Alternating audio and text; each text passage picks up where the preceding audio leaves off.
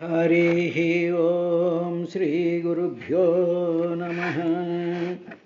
स्वर्गापवर्गसुद्वाराय सर्वरसात्मने परमहंसाय धर्मपालाय सद्धितफलरूपकाय कृष्णाय धर्मात्मने सर्वशक्तियुक्ताय घनसाङ्ख्ययोगीश्वराय हिरण्यवीराय रुद्राय शिष्टनाथाय दुष्टविनाशाय शून्यप्रवृत्ताय कर्मणे मृत्यवे विराट्शरीराय निखिलधर्माय वाग्विभूतये निवृत्ताय सत्पुण्यभूरिवर्चसे अखिलधर्मदेहाय आत्मने अनिरुद्धाय निभृतात्मने नमोऽस्तु।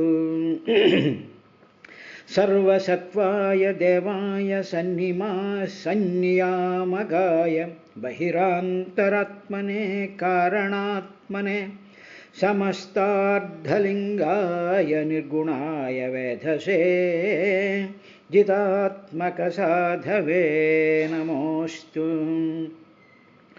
ఆత్మకు పరిశుద్ధి అర్థించు వారికి ధ్యేయ వస్తువు భవద్దివ్యమూర్తి అంచిత స్వర్గరాజ్యాభిషిక్తునకైన సమధిక స్పృహణీయ తముడవీవు సద్భక్తియుక్త భక్త జన సులభుండవు దుష్టాత్ములకు కడు దుర్లభుండవు ఆత్మదర్శనులకు అరయగమ్యుండవు నై అర్ధి విలసిల్లుదువు అనఘచరిత ఎట్టి నిఖిల దురారాధ్యు ఈశు నిన్ను నెరయ సుజనులకైన వర్ణింపరాదు వరలనెవ్వడు పూజించువాడు విడువజాలునే పద్మదళ నేత్ర సచ్చరిత్ర అంతనవిష్కృత కాంతచతుర్భుజంబులును పీతాంబరంబును వెలుంగ శ్రీవత్సకౌసభ శ్రీరమా చిన్నంబులు రములందు రమ్యమైరవు పడగ శంఖ చక్ర గదాంబుజాత ఖడ్గాది దివ్యాయుధంబులు సేతులందు మెరయ అతులిత నవరత్న హటకాంకిత నూత్న ఘన కిరీటద్యుతుల్గడలు కొనగ కర్ణకుండల కటిసూత్ర కనకరత్నహార కేయూరవర నూపురాదిభూషణముల భూషితుడైన శ్రీనయకుండు దంపతులకప్పుడెదుర ప్రత్యక్షమయ్యే. హరి ఓం శ్రీ గురుభ్యో నమః. ఓ విదురా, కర్దమ దేవహూతి వాళ్ళ సంతానమైనటువంటి కళ, అనసూయ, శ్రద్ధ, హవిర్భుక్కు, గతి, క్రియ, ఊర్జ, ఖ్యాతి, చిత్తి అనేటువంటి ఆ కన్యలందరినీ కూడా మరీచి, అత్రి, అంగిరిసుడు, పులశ్చ, బ్రహ్మ, పులహుడు, క్రతువు, వశిష్ఠుడు, భృగు, అధర్వుడు అనేటువంటి మహర్షులకిచ్చి వివాహం చేశారు. వాళ్ళ సంతానాలు వాళ్ళ ద్వారా ఈ సృష్టి అంతా ఈ సృష్టికి ఈ విధంగా ఫార్మ్ అవడానికి మూల పురుషులైనటువంటి వాళ్ళ కింద చెప్పాను కదా. ఎవరైతే ఇంతవరకు చెప్పినటువంటి దాన్ని శృణ్వత శ్రద్ధదానస్య సద్య పాపహర, ఎవరైతే ఇంతవరకు చెప్పినటువంటి వీళ్ళ వివాహాలు, వీళ్ళ సంతానాలు, వీళ్ళకి సంబంధించినటువంటివన్నీ ఎవరైతే శ్రద్ధదానస్య శ్రద్ధగా విన్నారో, ఆ శ్రద్ధ కలిగినటువంటి వాళ్లకు ఏం జరుగుతుందంటే సద్య వెంటనే పాపహర, పాపాలను పోగొడుతుందయ్యా ఈ కథ విన్నటువంటి వాళ్ళకి అని చెప్పి ఇంతవరకు జరిగినటువంటి ఆ వృత్తాంతం యొక్క ఫలశ్రుతి కింద ఆ మొదటి పాదంలో చెప్పి 46వ శ్లోకంలో ఇక తర్వాతది ప్రసూతిం మానవీం దక్ష ఉపయేమే హ్యజాత్మజ. తరువాత మానవీం అంటే మను మహారాజుకి శతరూపకి పుట్టినటువంటి మూడో కుమార్తె అయినటువంటి ప్రసూతిని దక్ష ప్రజాపతికి ఉపయేమే వివాహం చేశారయ్యా. వివాహం ఆడింది ఆవిడ. అది ఎవరు? ప్రసూతి అనేటువంటి ఆవిడ. ఇప్పుడు మనం జాగ్రత్తగా చూసినట్లయితే మనకి మనువుకి శతరూపకి ఉత్తానపాదుడు, ఆ తర్వాత ఉత్తానపాదుడును ప్రియవ్రతుడు అనేటువంటి కుమారులు ఆకూతి, ప్రసూతి, దేవహూతి, ప్రసూతి అనేటువంటి ముగ్గురు అమ్మాయిలు ఉన్నారు అని చూసుకున్నాం కదా. ఇప్పుడు ఆ ప్రసూతి అనేటువంటి అమ్మాయిని దక్ష ప్రజాపతికి ఇచ్చి వివాహం చేశాడయ్యా అన్నారు. సరే, ఇక్కడ వెళ్ళే ముందు ఏమిటండి ఆకూతి అంటే ఏమిటి, దేవహూతి అంటే ఏమిటి, ప్రసూతి అంటే ఏమిటి అనేటువంటి విషయాలని కొంచెం మనం మననం చేసుకుని ముందుకెళ్తే అసలు ఈ సృష్టికి కావలసినటువంటి ఆ సిస్టమ్ ఏర్పడుతూ ఉంటుంది.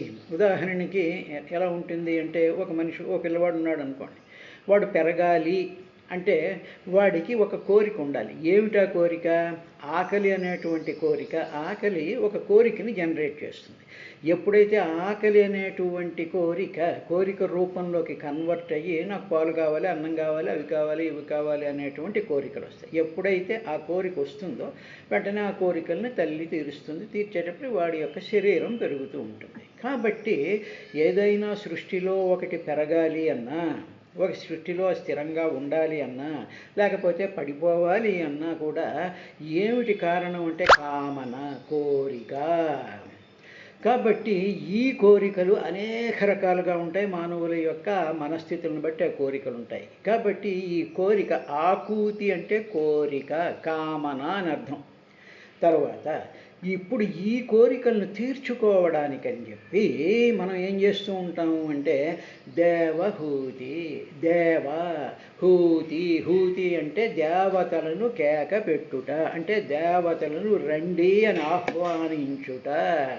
అదనమాట దేవహూతి అంటే, అది అర్థం. అంటే దేవతల్ని ఎందుకు పిలుస్తూ ఉంటామంటే దేవతలు శక్తి సమన్వితులు. మానవుడి యొక్క శక్తి చాలా తక్కువే ఉంటుంది. ఉదాహరణ, అతి సింపుల్ ఉదాహరణ మనం చూసుకున్నాం అనుకోండి. ఆకలి వేస్తుంది, కోరిక కలిగింది, ఆకలి అనేటువంటి ఒక కోరిక కలిగింది. లేకపోతే ఏదో వస్త్రం కట్టుకోవాలి అనేటువంటి కోరిక కలిగింది. ఇప్పుడు మనం ఏం చేస్తాము? ఆకలి వేస్తుంది అంటే ఏదో కొట్టుకెళ్ళి ఏదో బియ్యం ఏవో తెచ్చేసుకుని వంట వండేసుకుంటాం. కానీ ఆ బియ్యాన్ని అందించినటువంటిది ఎవరు? భూదేవి. భూమిలో ఉండేటువంటి ఆ ప్రాణశక్తి స్వరూపాన్నే భూదేవి అంటారు. It is not solid rock material కాదు. అక్కడ అందులోకి వేసినటువంటి విత్తనాలలోకి ప్రాణశక్తిని, విటమిన్స్ని, దానిలో రకరకాలైనటువంటి పోషక విలువలని ఏది ఇస్తోంది అంటే భూమి ఇస్తోంది, సూర్యుడు ఇస్తున్నాడు, వర్షం ఇస్తోంది. అంటే ఏమిటి? పంచభూతాలలో ఉండేటువంటి పృథివీ, జలము, అగ్ని, తేజస్సు, తర్వాత ఆకాశం అంటే స్పేస్. కాబట్టి ఇవన్నీ దేవతా స్వరూపాలు. కాబట్టి ఇటువంటి దేవతా స్వరూపాలని మనం ఆహ్వానిస్తూ ఆకూతి అంటే కోరికను తీర్చుకుంటాం. ఇలా తీర్చుకునే కోసం అని చెప్పి ఆ కోరికని ఆకూతి అని, తర్వాత ఏమో ఈ దేవహూతి అంటే ఈ దేవతల్ని పిలిచి మనం అదేవిధంగా మనం హోమాలు చేస్తూ ఉంటాం, పూజలు చేస్తూ ఉంటాం, రకరకాలైనటువంటి వ్రతాలు చేస్తూ ఉంటాం, ఏవో చేస్తూ ఉంటాంగా మనం. వీటిలన్నింటిలోనూ మనం ఏం చేస్తున్నాం అంటే ఆవాహయామి అంటూ ఉంటాం కదా. ఆవాహన చేస్తాం అంటే పిలుస్తాం. పిలిచిన తర్వాత ఆ పిలుపుతో మనం ఏం చేస్తున్నాం? ఆకూతి, మన కోరికను తీర్చుకుంటూ ఉన్నాం. కాబట్టి ఈ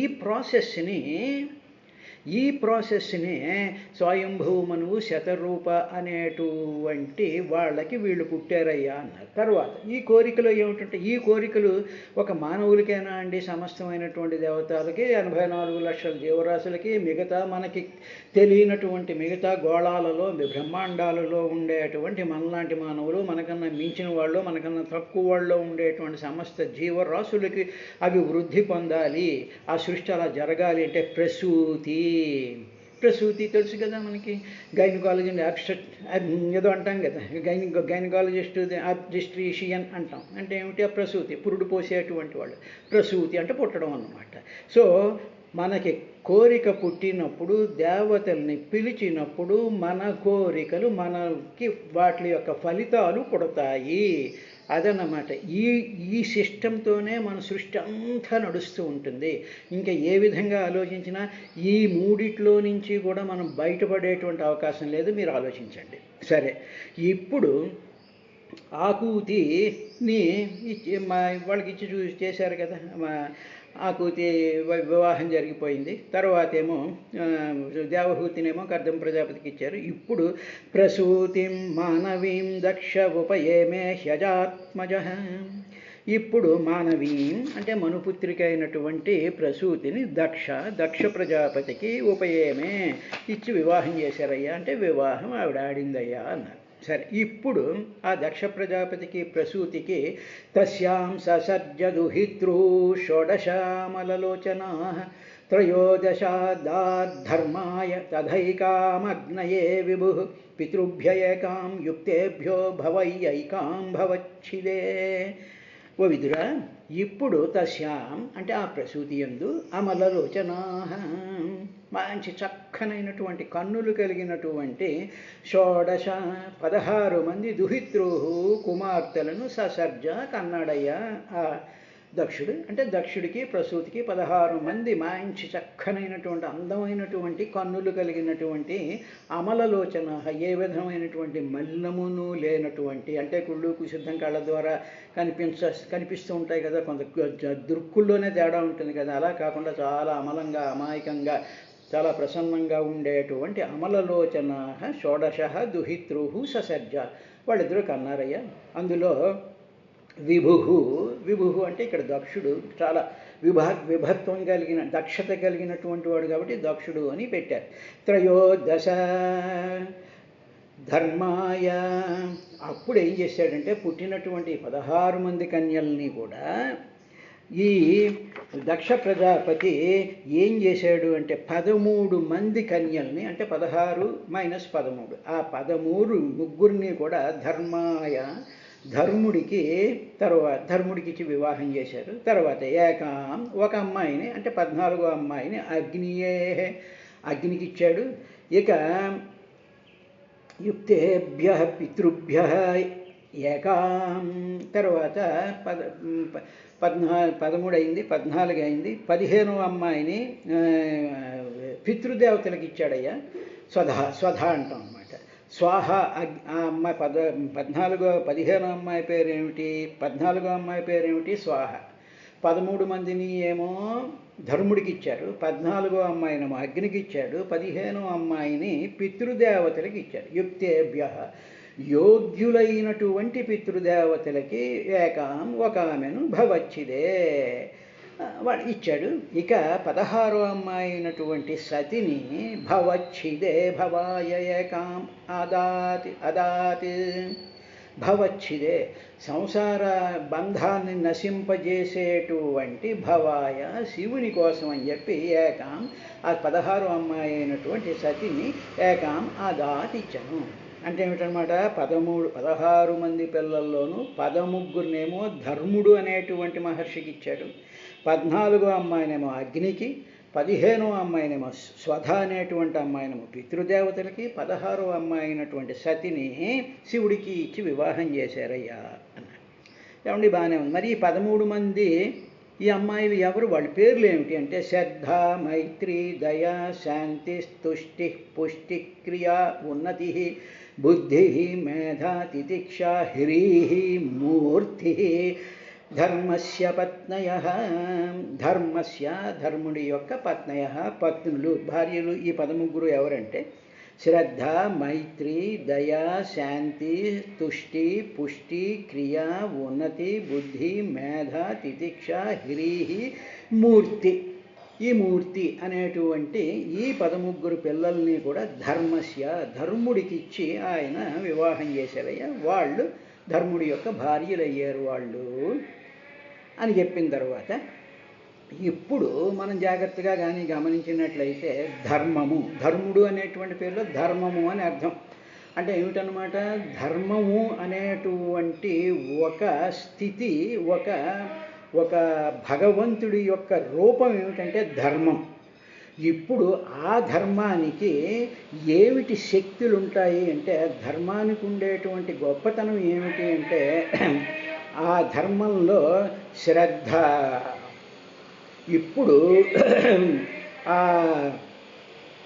వాళ్ళకి ఈ 13 మంది అమ్మాయిల పేర్లు చూసాం కదా, శ్రద్ధ అని ఈ ధర్ముడికి ఇచ్చారు. ఇప్పుడు ధర్మాన్ని ఆచరించాలి అంటే శ్రద్ధ ఉండాలి, ధర్మం మీద మైత్రి ఉండాలి, ధర్మం ప్రకారం సమస్త జీవరాశుల మీద ధర్మం కలిగి ఉన్నటువంటి వాళ్ళకి శ్రద్ధ ఉంటుంది, మైత్రి ఉంటుంది, దయ ఉంటుంది. ధర్మంతో ఉండేటువంటి వాళ్ళకి శాంతి ఉంటుంది. ఎప్పుడైతే శాంతి ఉంటుందో తుష్టి అంటే సంతృప్తి ఉంటుంది. ఎప్పుడైతే సంతృప్తి ఉంటుందో, శాంతి ఉంటుందో, శ్రద్ధ ఉంటుందో, మైత్రి ఉంటుందో, దయ ఉంటుందో అటువంటి వాళ్ళకి పుష్టి ఉంటుంది. అంటే ఏమిటి? బీ12 కాంప్లెక్స్లు, తర్వాత ఏమో ఎన్ష్యూర్లు, మాంసాలు, కోడిగుడ్లు ఇవి తినేసేసి శ్రద్ధ లేకుండా ఇష్టం వచ్చినట్టు వాళ్ళకి ఇవే ఉండవు. ఇవి ధర్మంతో ఉన్న వాళ్ళకి మాత్రమే ఇవి ఉంటాయి. ధర్మంతో ఉంటే ఏం జరుగుతుంది అని మనం ప్రశ్నలు వేస్తూ ఉంటాం చూసారా? ఆ ప్రశ్నలకి సమాధానం భాగవతం మీద చెప్తాం.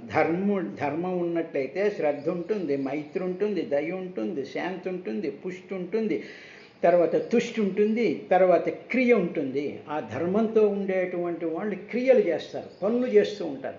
ఏ పనులు చేస్తూ ఉంటారు? వేదవిహితమైనటువంటి పనులు, సమాజానికి ఉపయోగమైనటువంటి పనులు, తన యొక్క ఆత్మ విచారణ చేయడానికి ఏ క్రియలైతే చేయాలో ఆ క్రియలు చేస్తూ ఉంటాడు. సమస్తమైనటువంటి ఈ తన చుట్టుపక్కల ఉండేటువంటి వాళ్ళ కోసం ప్రయత్నం చేస్తూ ఉంటాడు. తర్వాత ఇలాగ చేస్తూ ఉండేటప్పుడు ధర్మం ఉన్నప్పుడైతే ధర్మపరుడైనటువంటి వాడి ఉన్నతి కలుగుతుంది. ఉన్నతి అంటే మామూలు మన అర్థాలు అంటే ప్రమోషన్ అనమాట. ఒక నుంచి ఒక దాంట్లోంచి క్విక్ ప్రమోషన్స్ వస్తూ ఉంటాయి. ఉన్నతి కలుగుతుంది. తర్వాత ఉన్నతి అంటే ఏమిటంటే చేసేటువంటి ధర్మంలో ఇవన్నీ ఉండటం మూలంగా మన యొక్క ఆదర్శాలు, మన యొక్క భావాలు, మన యొక్క క్రియలు, మనకి వచ్చేటువంటి యశస్సు ఇవన్నీ కూడా ఉన్నతంగా ఉంటాయి. మంచి పేరు కలిగి ఉంటాయి. మంచి పొజిషన్ వస్తుంది. ఇది లౌకికమైనటువంటి ప్రపంచంలోనూ వస్తుంది. పారలౌకికమైనటువంటి పరమాత్మ స్థితిని ఆలోచించుకునేటువంటి వాళ్ళకి ఉన్నతమైనటువంటి స్థితి ఏమిటంటే మోక్షము, భగవంతుడి యొక్క సన్నిధానము, భగవంతుడి యొక్క ఆలోచనలు, భగవంతుడి మీద శ్రద్ధ ఇవన్నీ కలగడం అనేటువంటి ఉన్నతత్వం ఒకటి కలుగుతుందయ్యా. తరువాత ఇవి బాగానే ఉన్నాయి. మరి బుద్ధి మాట ఏమిటండి అంటే బుద్ధి ఉంటుంది. ధర్మం కలిగినటువంటి వాడికి సద్బుద్ధి ఉంటుంది, బుద్ధి ఉంటుంది. సరే, బుద్ధి బాగానే ఉందండి, వాడికి ఐక్యూ ఉంటుందా? వాడు రీసెర్చ్ చేయగలడా? వాడు ఏదైనా కనిపెట్టగలడా? ఏదైనా నోబెల్ ప్రైజ్ రాగలదా? ఏదైనా 10 మందికి పిహెచ్డీలు ఇప్పించగలడా? మ్యాథ్స్ ఉంటుందా? వాడు ఏదైనా రిటర్న్ టెస్టుల్లో బాగా చేయగలడా అంటే డెఫినెట్గా చేస్తాడు. కాబట్టి మేధ ఉంటుంది. మేధ అంటే ఇంటెలిజెన్స్. బుద్ధి అంటే బుద్ధి వేరు, ఇంటెలిజెన్స్ వేరు. కొంతమంది బుద్ధిమంతులు ఉంటారు, కానీ వాళ్ళకి మేధస్ ఉండదు, డల్ బ్రెయిన్స్ ఉంటాయి. కానీ ధర్మాన్ని ఆచరించేటువంటి వాళ్లకు మేధస్సు ఉంటుంది, ఇంటెలిజెన్స్ ఉంటుంది. కాబట్టి అది ఉంటుంది. ఇవన్నీ ఉన్న తర్వాత వాడు దేనికి కంగారు పడిపోకుండా ఉద్విగ్న మనస్సు ఉండదు. వాడికి తితిక్ష ఉంటుంది. తితిక్ష అంటే ఓర్పు ఉంటుంది. ఆ ఓర్పు ఉన్న తర్వాత హ్రీహి అనేటువంటిది ఏంటంటే వినయాన్ని హ్రీ అంటారు.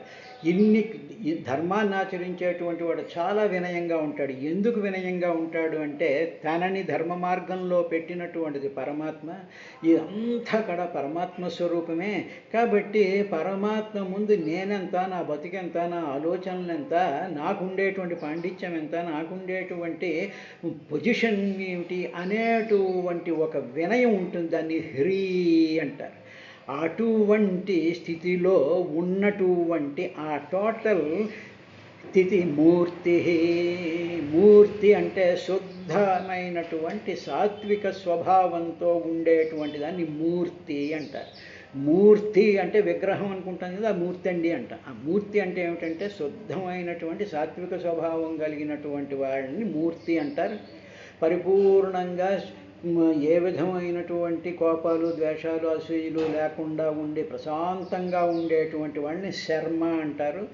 శుద్ధ సాత్విక స్వభావంతో ఉండేటువంటి వాళ్ళు మూర్తి ఉంటారు. కానీ కొంతమంది మూర్తులు ఎప్పుడు కోపంగా ఉంటారు, చిట్పట్లాడుతూ ఉంటారు, తిడుతూ ఉంటారు, ఏదో చేస్తూ ఉంటారు. సరే, ఆ మూర్తులు కాదు, శుద్ధ స్వభావం కలిగినటువంటి మూర్తులు.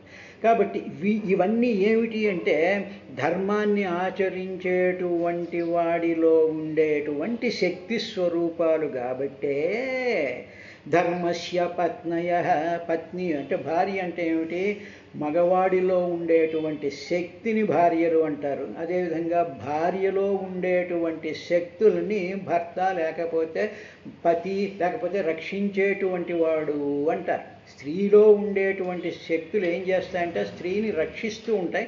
ఆ రక్షణ చేసేటువంటి ఆ ప్రక్రియకి పేరు పతి అంటారు.